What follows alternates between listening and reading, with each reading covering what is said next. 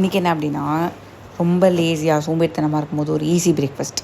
Instant சேமியா கடையில் விற்கும். அதை வாங்கி கொதிக்கிற தண்ணியில் அதை போட்டு பாயில் அதாவது அது மேலே கொதிக்கிற தண்ணியை ஊற்றி 3 மினிட்ஸ் எக்ஸாக்டாக ஊற வச்சு தண்ணி வடிகச்சு எடுத்து வச்சுக்கோங்க. மீன்வெல் ஒரு பேனில் எண்ணெய், கடுகு, சீரகம், சோம்பு, கடலைப்பருப்பு, உளுத்தம்பருப்பு, பச்சை மிளகா, சின்ன வெங்காயம் நறுக்கி போட்டிருக்கேன்.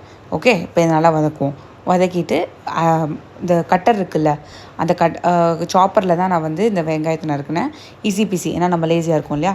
ஸோ நம்ம டக்குன்னு அதே சாப்பரில் தக்காளியும் போட்டு அவனையும் இதுக்குள்ளே போடுவோம். போட்டுட்டு உப்பையும் போட்டுட்டு அவனை கிளறணும் அப்படின்னா அவன் வந்து நல்லா குலைவாக வருவான்.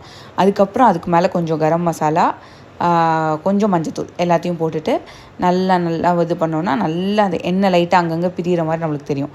ஓகே, இந்த மாதிரி வந்ததுக்கப்புறம் நம்ம என்ன பண்ண போகிறோன்னா, நம்ம அழகாக வேக வச்சு எடுத்துருக்கிற இன்ஸ்டன்ட் சேமியாவை சேவையை எடுத்து இதுக்குள்ளார போட்டு கிளறி எடுத்தோம்னா ஒரு மாதிரியான தக்காளி சேவையும் மசாலா சேவையும் கலந்து ஒரு சூப்பரான ரெசிபி ரெடி ஆயிரும். உங்களுக்கு வேணும்னா யூ கேன் டூ லெமன் சேவை, என்ன சேவை வேணால் பண்ணிக்கலாம். ட்ரை பண்ணிட்டு